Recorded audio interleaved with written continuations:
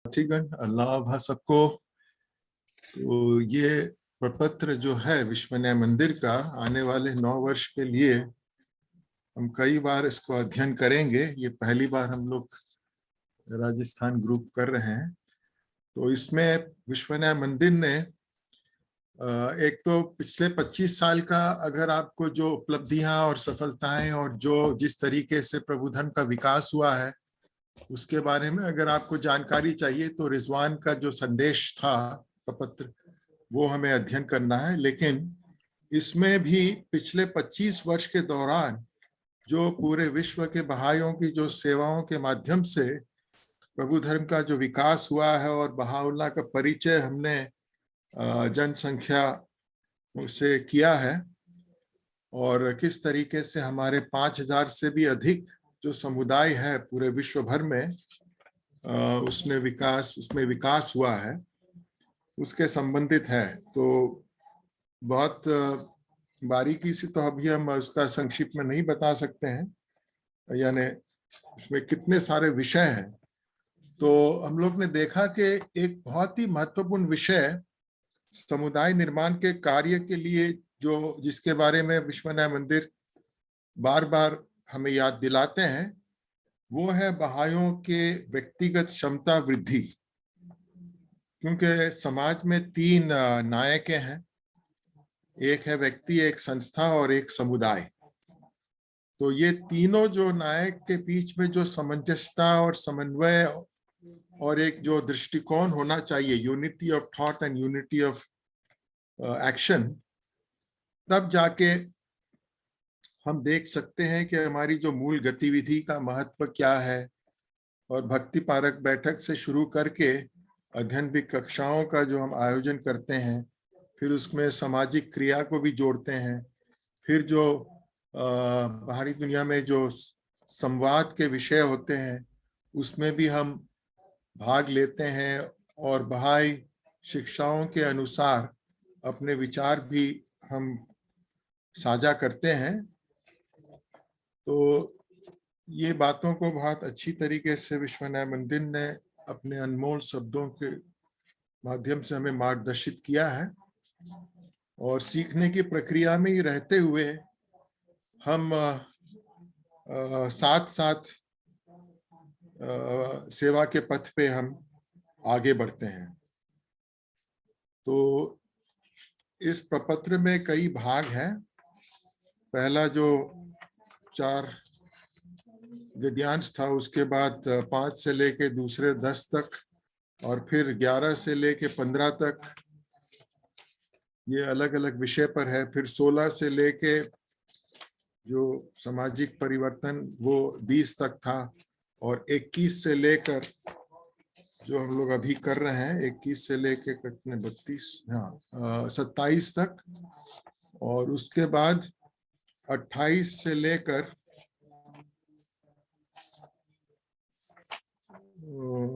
37 तक वो संस्थाओं के संबंधित था। तो इस तरीके से ये प्रपत्र को, और लास्ट में जो 3 गद्यांश है वो आने वाले जो ऐतिहासिक मिशन के संबंधित लिखा है।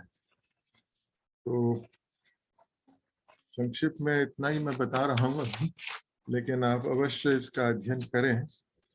इसमें बहुत सारे विषय आएंगे। और हम लोग कहाँ तक थे? यहाँ है ना जी, राष्ट्रीय आध्यात्मिक सभा। अच्छा, राष्ट्रीय आध्यात्मिक सभा। हाँ जी, राष्ट्रीय आध्यात्मिक सभा। तो वहां से हम आगे पढ़ोगे? जी हाँ, आप पढ़ सकते हैं जी। राष्ट्रीय आध्यात्मिक सभाओं और क्षेत्रीय भाई परिषदों के साथ आपकी बातचीत में हम चाहते हैं कि आप स्थानीय आध्यात्मिक सभाओं की स्थापना और उनके संचालन को मजबूत करने के मामले पर ध्यान लगाएं, विशेषकर उन क्षेत्रों में जहां विकास के इस पहलू पर कम जोर दिया गया हो। हमें आशा है कि यह साल दर साल गठित स्थानीय सभाओं की संख्या में तेजी से वृद्धि में योगदान देगा। कुछ देशों में आपके परामर्श में इस बात पर विचार करने की आवश्यकता होगी कि क्या ग्रामीण इलाकों में प्रत्येक स्थानीय क्षेत्र की सीमाओं को परिभाषित करने के लिए उपलब्ध व्यवस्थाएं पर्याप्त है। एक प्रभावशाली अंतर्दृष्टि जो सामने आई है वह यह है कि एक समुदाय में स्थानीय सभा के पदस्थान और नेतृत्व को किस हद तक मान्यता दी जाती है। यह इस बात से संबंधित है कि अनुयायी सत्ता प्रलोभन या सांसारिक प्रवृत्तियों के कलंक से पूरी तरह मुक्त वातावरण में चुनावी प्रक्रिया की पवित्रता और उसमें भाग लेने के अपने कर्तव्य को कितनी गहनता से लेते हैं। जैसे जैसे समुदाय में भाई चुनावों के आध्यात्मिक सिद्धांतों के बारे में जागरूकता पैदा होती है, एक नई अवधारणा बनती है कि किसी संस्था में सेवा करने के लिए किसी को बुलाए जाने का क्या अर्थ है, और यह समझ भी बढ़ती है कि कैसे व्यक्ति, समुदाय और स्थानीय सभा एवं उसकी एजेंसियां एक दूसरे से संबंधित है। जहां स्थानीय सभा के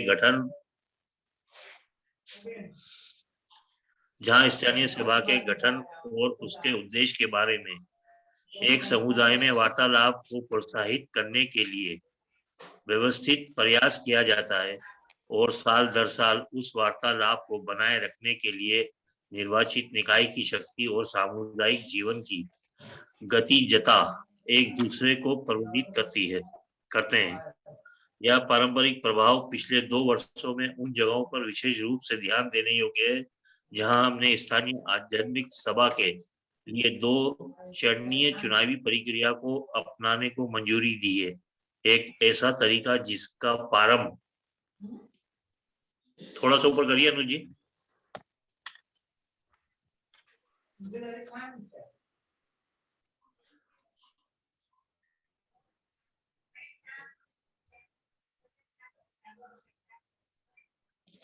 अब्दुल बहा द्वारा तेहरान की आध्यात्मिक सभा को दिए गए निर्देशों से होता है। इस अवधि के दौरान 8 देशों में फैली 22 स्थानीय सभाओं का चुनाव इस पद्धति से होना प्रारंभ हो गया है। कई स्वरूपों में एक राष्ट्रीय आध्यात्मिक सभा के चुनावों की भांति इसमें एक स्थानीय क्षेत्र को इकाइयों में विभाजित करना शामिल है, जिनमें से प्रत्येक में से एक या अधिक प्रतिनिधि चुने जाते हैं, जिसके बाद प्रतिनिधि स्थानीय सभा के सदस्यों को चुनाव करते हैं। जैसे जैसे किसी स्थानीय क्षेत्र में रहने वाले भाइयों की संख्या बढ़ती जाती है और समुदाय की जटिलता प्रबंधन की क्षमता बढ़ती जाती है। 2 चरणों वाली चुनावी प्रक्रिया को लागू करने का मामला उसी अनुपात में मजबूत होता जाता है। तदनुसार आने वाली योजना में हम शहरी और ग्रामीण दोनों जगहों पर जहां स्थितियां इस तरह के कदम को अनुकूल बनाती है, स्थानीय सभा के चुनाव के लिए इस पद्धति को अपनाने के लिए अधिकृत करने की आशा करते हैं। एक स्थानीय आध्यात्मिक सभा यह सीखने में गहरी दिलचस्पी रखती है कि अपने अधिकार क्षेत्र के भीतर समुदाय निर्माण कार्य को कैसे आगे बढ़ाया जाए, और इसके लिए यह क्लस्टर में समन्वय प्रयासों में शामिल मित्रों के साथ नियमित रूप से परामर्श करती है। यह स्थानीय क्षेत्र में सघन गतिविधि के किसी भी केंद्र के विकास का निकटता से ध्यान रखती है, विशेष रूप से वहां उभरी अनुयायियों के उन दलों को सहायता प्रदान करके जो विकास प्रक्रिया बढ़ा रहे हैं। सामान्यतया स्थानीय क्षेत्र के स्तर पर या इसके कुछ भागों में गतिविधियों की तदनता को जितनी अधिक संगठनात्मक व्यवस्था की आवश्यकता होती है, जैसे गृह भ्रमण अभियान की व्यवस्था करना, प्रार्थना सभा आयोजित कर रहे परिवारों के साथ चलना या उन्हें एक साथ काम करने के लिए समूह बनाने हेतु प्रोत्साहित करना, उतनी ही अधिक विशिष्ट भूमिका स्थानीय सभा द्वारा निभाई जा सकती है। उन स्थानीय क्षेत्रों में जहां बाह्य गतिविधियों के आलिंगन में बड़ी संख्या का स्वागत किया जा रहा है, और जहां एक सभा के काम की जटिलता और जिम्मेदारियां कई गुना बढ़ रही है। सभा को कभी कभी पता चलता है कि इसके सचिव को एक कर्मचारी युक्त कार्यालय की आवश्यकता है और समय के साथ एक उपयुक्त स्थानीय भाई केंद्र की आवश्यकता और अधिक जरूरी हो जाती है। जैसे जैसे स्थानीय सभाएं समुदाय के विकास के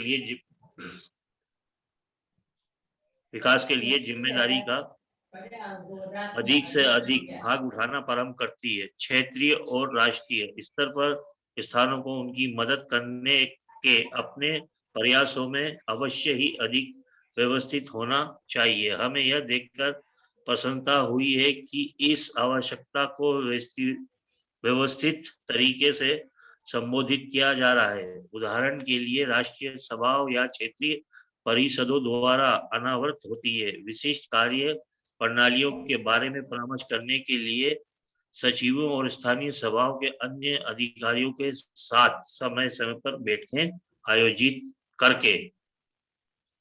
थोड़ा सा ऊपर कर जी दीजिए। हाँ, नहीं हम यहाँ तक आप यहाँ थाम सकते हैं, यहाँ तक रुकिए क्योंकि आवश्यक हाँ यहाँ तक आप ने पढ़ा है, बहुत अच्छा है। थोड़ा बहुत चर्चा करते हैं क्योंकि इसके बाद जी और भी हिस्सा है अलग विषय पर।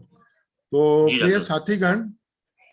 प्रिय साथीगण, हम जानते हैं कि बहाई प्रशासनिक व्यवस्था प्रभु धर्म का एक बहुत ही विशेष और एक नया, एक बहुत ही यानी धर्म की दृष्टि से देखे तो हमारे बहाई प्रशासनिक व्यवस्था पहली बार विश्व के लोगों के लिए एक इस अवतार ने ऐसी एक व्यवस्था दी है जिसमें जमीनी तौर से, ग्रास रूट से ऊपर उठते हुए इस अवतार के प्रकटीकरण का प्रभाव दिखाई देता है। और हम जानते हैं कि स्थानीय आध्यात्मिक सभा की स्थापना के संबंधित बहावला ने अपने परम पावन पुस्तक किताब अक़दस में ही इसके निर्माण के संबंधित आदेश दिया। और उनके बहावला के भी जमाने में ईरान में कुछ स्थानीय आध्यात्मिक सभाएं थी और फिर अब्दुल बहा के टाइम पश्चिमी देशों में भी स्थानीय आध्यात्मिक सभा की स्थापना का कार्यक्रम शुरू हुआ। अब्दुल बहा के टाइम ही बॉम्बे में भी एक स्थानीय आध्यात्मिक सभा थी। तो इस तरीके से धीरे धीरे फिर शोगी अफेंदी ने अपने शासन काल में इस प्रशासनिक व्यवस्था को और औपचारिकता दी और सुचारू रूप से इसकी प्रगति और विकास के लिए उन्होंने अपने अनेक पत्रों के माध्यम से बहाइयों को मार्गदर्शित किया। तो आज इसीलिए कहते हैं कि 80 वर्ष पहले यानी 1940-41 के समय जब पूरे विश्व भर में स्थानीय आध्यात्मिक सभा की संख्या जितनी आज है उतना तो नहीं था, लेकिन स्थानीय आध्यात्मिक सभाओं का गार्डियन ने कहा कि यही हमारा प्रशासनिक व्यवस्था का नींव है और वो सामाजिक जीवन और साथ साथ बहावला के नियम और आदेश, उनके जो सिद्धांत, जो विधान उन्होंने दिया है उसको लागू करने के लिए एक ठोस माध्यम है।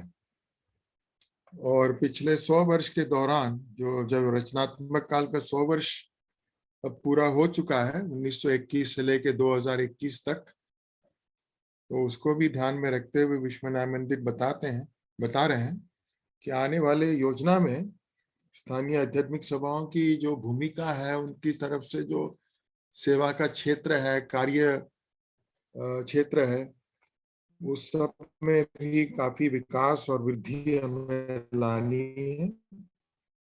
और इन स्थानीय आध्यात्मिक सभाओं के माध्यम से ही हम अपने समुदाय निर्माण का काम और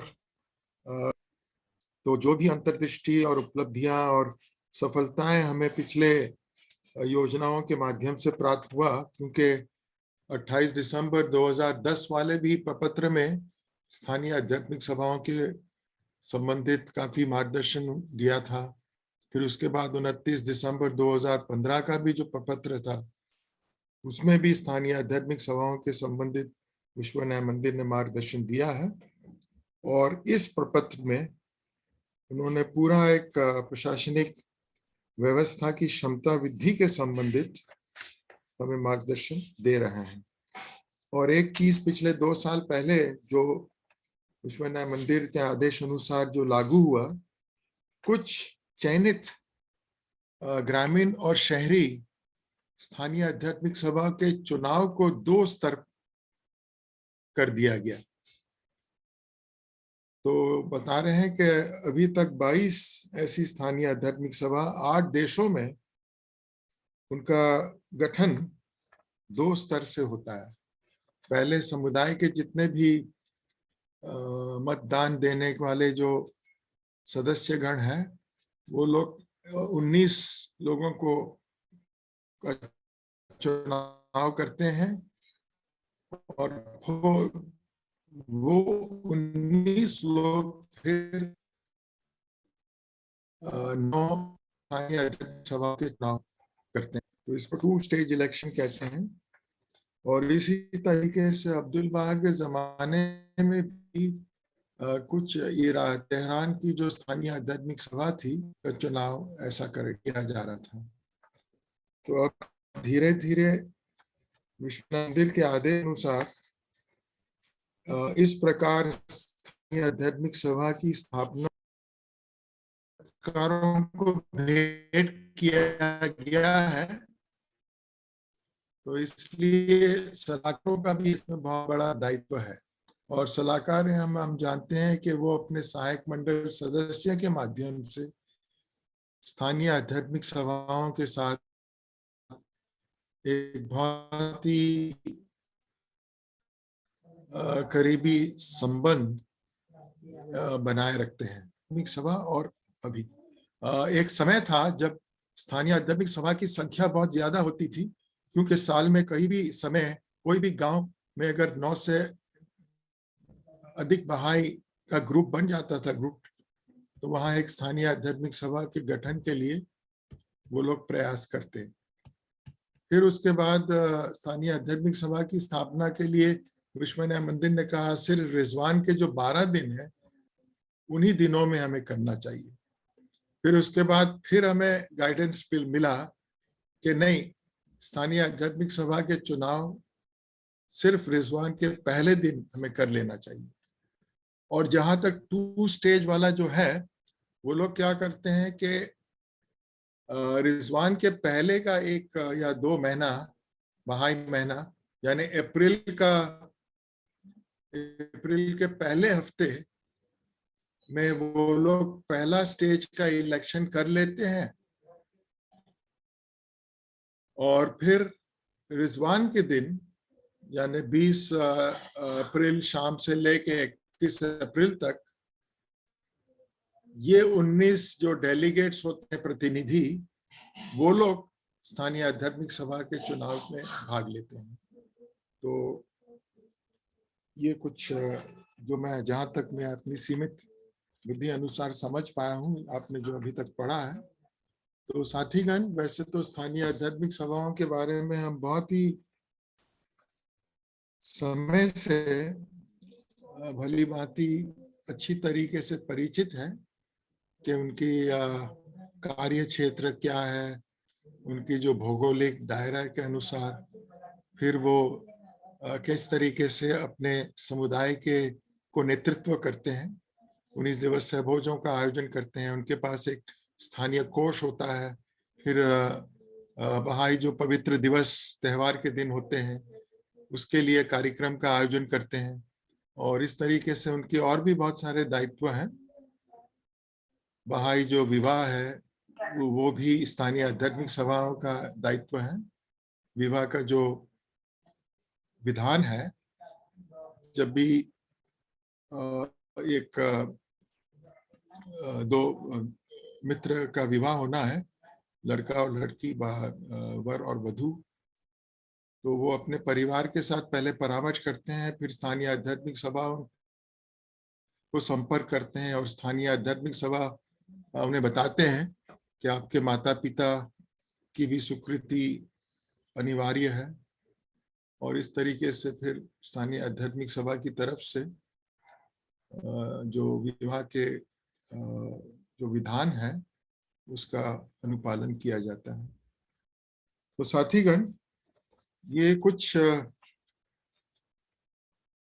महत्वपूर्ण चीजें हैं, और जैसे जैसे समुदाय में विकास होगा तो वहाँ जटिलता भी बढ़ती जाएगी, बहाइयों की संख्या भी बढ़ेगी, और जो भी लक्ष्य योजना में दिया गया है उसकी पूर्ति के लिए भी वो लोग मित्रों को प्रोत्साहित करेंगे या प्रेरित करेंगे अपनी सेवा देने के लिए।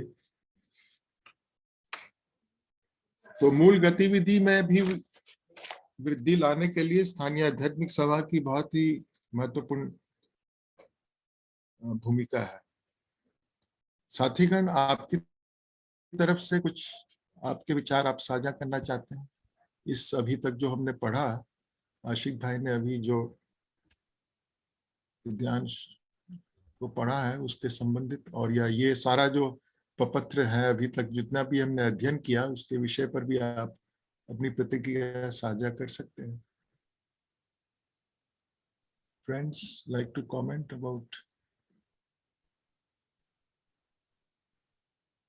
क्योंकि स्थानीय आध्यात्मिक सभाएं वो हमारा प्रशासनिक व्यवस्था का फाउंडेशन है, बुनियाद है, नींव। और स्थानीय डॉक्टर साहब, जी हाँ जी न्यास भाई, ये पूछ रहा था कि इसका क्या क्राइटेरिया है कि 2 स्टेज इलेक्शन कहाँ होंगे, कितनी संख्या होने पर होंगे, ऐसा कुछ है क्या? हाँ विश्वनाथ मंदिर का, हाँ कुछ इसमें है क्राइटेरिया, कुछ इसमें उपलब्धियां होनी चाहिए, खास करके जैसे दिल्ली का उदाहरण मैं दूं, क्योंकि दिल्ली बहाई समुदाय काफी विकसित है और तीसरे मील के पत्थर को भी पार कर चुका है, और यहाँ पर हमारे लगभग 4500 बहाई है, उसमें से 3800, क्योंकि अब इस रिजवान से मतदान के लिए आयु को कम करके 18 कर दिया गया है।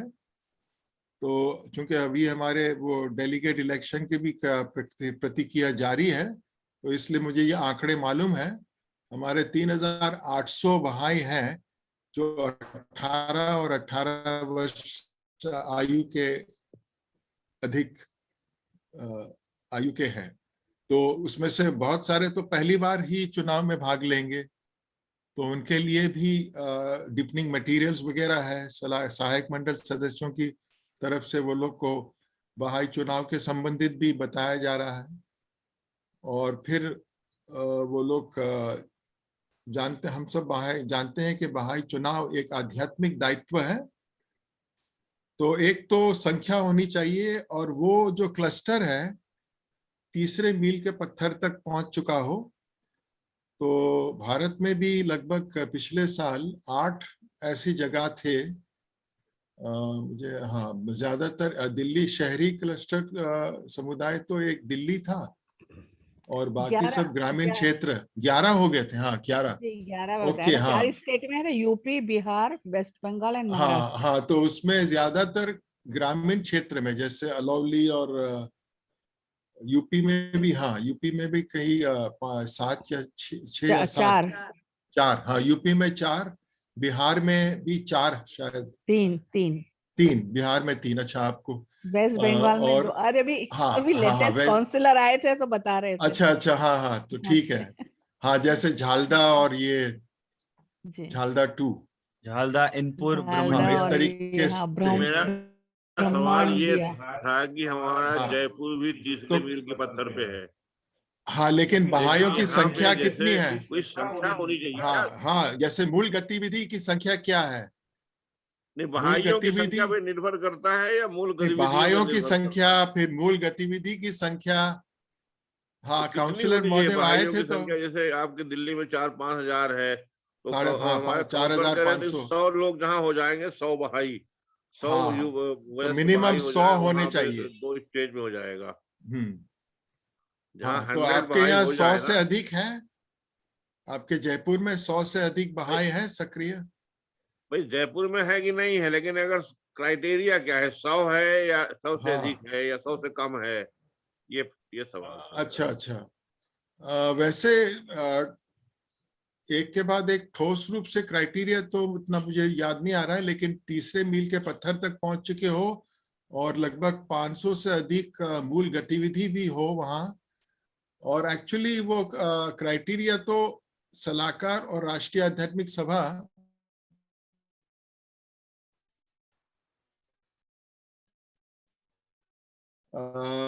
अपने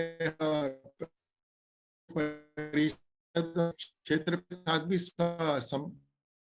परामर्श है और सलाहकार महोदय से वो बोलते हैं हमारे राष्ट्रीय सभा को, हमें लगता है कि यहाँ पर ये समुदाय में 2 स्टेज इलेक्शन करने के लिए वो सक्षम है, तो वो बताते हैं।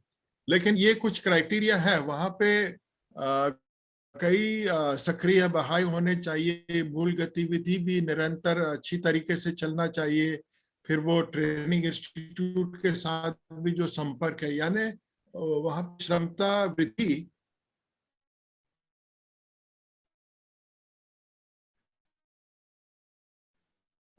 अधिक हो, तो फिर वो क्या है, जब बड़ी को और बेहतर बनाने के लिए और मित्रों को जागरूक भी करने के लिए कि उनका प्रशासनिक व्यवस्था के साथ क्या संबंध है और किस तरीके से वो अपना सहयोग दे, और जब मतदान करने का होता है तो उनको और अधिक अच्छी तरीके से बहाई प्रशासन के बारे में समझना पड़ता है। इसमें जो आध्यात्मिक गुण है तो गुणवत्ता के भी ऊपर निर्भर है, तो कई चीजें हैं उसमें, लेकिन कोई ऐसा एक फॉर्मूला नहीं है। वो परामर्श के माध्यम से सलाहकार और राष्ट्रीय आध्यात्मिक सभा क्षेत्र को या गांव को चयनित करते हैं। तो हाउस ऑफ जस्टिस ने जब शुरू में जब इंट्रोड्यूस किया था, उन्होंने कहा एक हम अर्बन का क्लस्टर का सैंपल लेंगे और एक ग्रामीण क्षेत्र का सैंपल लेंगे। फिर अगले वर्ष 11, इस वर्ष 11 होगा, अगले वर्ष, पिछले वर्ष तो 8 था मेरे को जहां तक याद है, फर्स्ट ईयर में खाली 2 था, और अब ये विश्व भर में 22 जगह पे हुआ है, 8 देशों में। तो हो सकता है कि रिजवान के पहले विश्व न्याय मंदिर हमें और मार्गदर्शन दे सकते हैं कि कितने ऐसे स्थानीय आध्यात्मिक सभाएं होने चाहिए जहां पर 2 स्टेज इलेक्शन करवाया जाए, क्योंकि अभी हमारे पास समय है। तो हो सकता है कि नवरोज तक कुछ हाउस ऑफ जस्टिस ने रिपोर्ट्स मांगे हैं अलग अलग राष्ट्रीय आध्यात्मिक सभा की तरफ से, तो उसके बाद हो सकता है वो हमें मार्गदर्शित कर सकते हैं। तो जी साथीगण, अभी तक हमारे यहाँ जितने भी मित्र हैं, आप लोग सब 1 स्टेज वाले में ही है ना, 2 स्टेज इलेक्शन खाली दिल्ली? कोई ऐसे साथी हैं यहाँ जहाँ आपके 2 स्टेज इलेक्शन के क्षेत्र से हो? नहीं, सिर्फ दिल्ली में है अभी, और बाकी सब अभी भी जैसे हम अपने सालों से कर रहे हैं, रिजवान के दिन हम करेंगे। तो साथीगण, आपकी तरफ से कुछ प्रतिक्रिया? इंदौर में कितने हैं? इंदौर में 2 स्टेज करने लायक है डॉक्टर शाद? नहीं है। नहीं है। जयपुर में हो सकता है, अगर आपके यहाँ सक्रिय बहाई और संख्या ज्यादा। अभी नहीं ज्यादा, अभी आपने इतने सारे फैक्टर्स बताए, हाँ, कई चीजें हैं, अभी हम कमजोर हैं। हाँ। अच्छा, नहीं, अभी ये क्वेश्चन जो किया था नियाज भाई ने, वो दोहराना चाहूंगा। How many number should be there, मतलब जहां नहीं वैसा कोई फिक्स्ड अभी ऐसा कोई क्राइटेरिया नहीं बना है कि 1 2 3 4 ऐसा होना चाहिए। वो काफी हद तक एक तो वहां पर मूल गतिविधि बहुत अच्छी तरीके से चले, सामाजिक क्रिया भी हो, फिर जो प्रशिक्षण संस्थान है उसकी भी भूमिका होती है, फिर कितने सक्रिय बहाई है और संख्या, ये सब मतलब चीजों को देखते हैं वो नंबर्स ऑफ। हाँ जी, हाँ जी, हाँ। ठीक। क्योंकि जो तीसरे मील के पत्थर पे तक पहुंच चुके जो समुदाय है उसमें कम से कम मिनिमम 500 तो मूल गतिविधि अच्छी तरीके से निरंतर चलता हो। क्योंकि आज हमारे पास लगभग कितने 5 या 6 ऐसे क्लस्टर्स है जहां पर मूल गतिविधि की संख्या 6,000, 7,000, 9,000 तक भी है, और एक तो 10,000 वाला भी है। तो ये लोग तो तीसरे मील के पत्थर से भी आगे पहुंच गए हैं। तो इसमें जो समुदाय निर्माण, क्योंकि स्थानीय आध्यात्मिक सभा की जो भूमिका है समुदाय निर्माण के कार्य में, और काफी उसमें वृद्धि होनी चाहिए, उसमें वो क्षमता होनी चाहिए। जी हाँ। और दिल्ली का भौगोलिक क्षेत्र भी बहुत बड़ा है, और हम हाँ, सभी इतने क्षेत्र के लिए एक ही लोकल असेंबली है, तो एक साथ एक जगह आके वोट करना भी बहुत मुश्किल है। नहीं, इसलिए हमारे 80 पोलिंग बूथ है। हम लोग 80 जगह पर आपको मतदान करने का अवसर दिया जाता है, और फिर मतदान का जो समय है वो भी 1 हफ्ते का होता है। तो ये, और फिर सहायक मंडल सदस्य और उनका भी पूरा टीम होता है सहायकों का, जो अलग अलग क्षेत्र में जाके मित्रों से आदान प्रदान करेंगे, उनको बताएंगे, डीपनिंग क्लासेस होगा, और बहाई चुनाव के संबंधित हमारे पास मटेरियल्स वगैरह है। वो एक तो 25 मार्च 2007 का है, फिर रोही पुस्तक नंबर 8 जो है यूनिट 2 में सेक्शन 7, 8, 9 ऐसे हैं जो चुनाव के संबंधित हैं। तो ये सारे मटेरियल्स को हम लोग मित्रों के साथ साझा करते हैं और उनको हम समझाते हैं, और फिर जो मतदान करने की जो प्रक्रिया है वो भी बताया जाता है कि 2 लिफाफे हैं, और समुदाय में किसी के साथ आपको परामर्श नहीं करना है, ये गुप्त दायित्व तरीके से करना है, और ये एक आध्यात्मिक दायित्व है। ये जो बाहरी दुनिया के जो चुनाव ऐसा नहीं है, और यहाँ पे कोई उम्मीदवार नहीं है, कोई आपके मत को चाहने वाले नहीं है, क्योंकि जो भी चुने जाते हैं वो तो सेवा की दृष्टि से आप उनको भी समझते हैं, तो वो उनको अवसर दिया जाता है। तो ये सारी बातों को समझाते हैं हम लोग। तो क्राइटेरिया यही है कि आध्यात्मिक दृष्टि से हमें देखना है कि आपके समुदाय में कितने सक्रिय बहाई हैं, और अगर 2 स्टेज इलेक्शन कराया जाता है तो वो स्थानीय आध्यात्मिक सभा और सक्षम बन सकती है, उसमें योग्यता और उनको सेवा का जो दायरा है